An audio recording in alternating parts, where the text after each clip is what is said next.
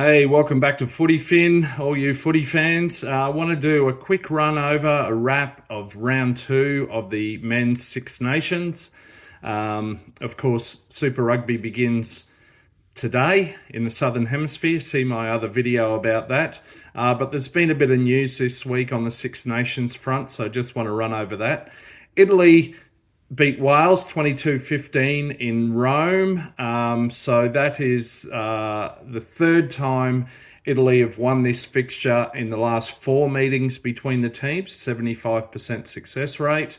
It's the first time they've beaten Wales in Rome since I think approximately 2007. And of course, it has proven to be the final match for Warren Gatland as Wales national head coach. So he stepped down earlier in this week. And look, I think that was the honourable thing to do. I've said on this channel before that the Welsh Rugby Union would actually never sack him.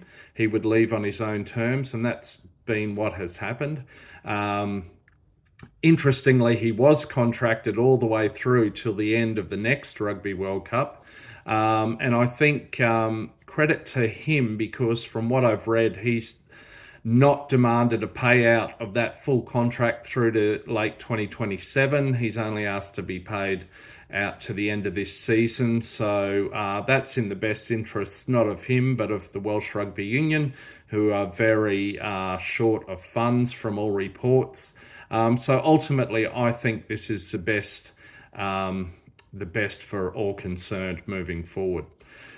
England had an upset last-minute win over France at Twickenham, 26-25. So since last year's Six Nations and a victory or two over Japan aside, that is the first test that the England national rugby team has won. So well done to them. Their fans were very excited with the nature of that gripping win on the back of a try in the final minute of play. Many are saying, however, that it was more a case of France losing this than England winning. I've seen interviews with England fans outside Twickenham after the match. There wasn't a great deal of euphoria there.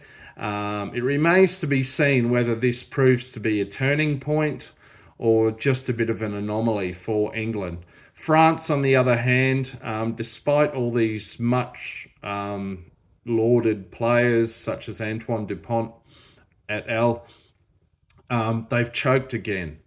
I feel for French rugby fans because over the years, over the course of decades, this is something that plagues the French national team in particular, is inconsistency, erraticism, is that a word?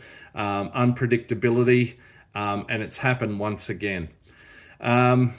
Whether England or France are still in contention, having each lost one match, still in contention to win the Six Nations remains to be seen. That upcoming clash in Dublin between Ireland and France will still remain pivotal, I believe. Speaking of Ireland, they had a 32-18 win over Scotland in Edinburgh.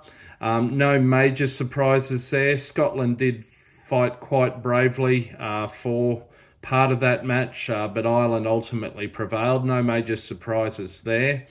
Just looking at the Triple Crown, which is between Ireland, Scotland, Wales and England, only two nations can win that now. England cannot win it, having lost to Ireland. Scotland cannot win it, having also lost to Ireland.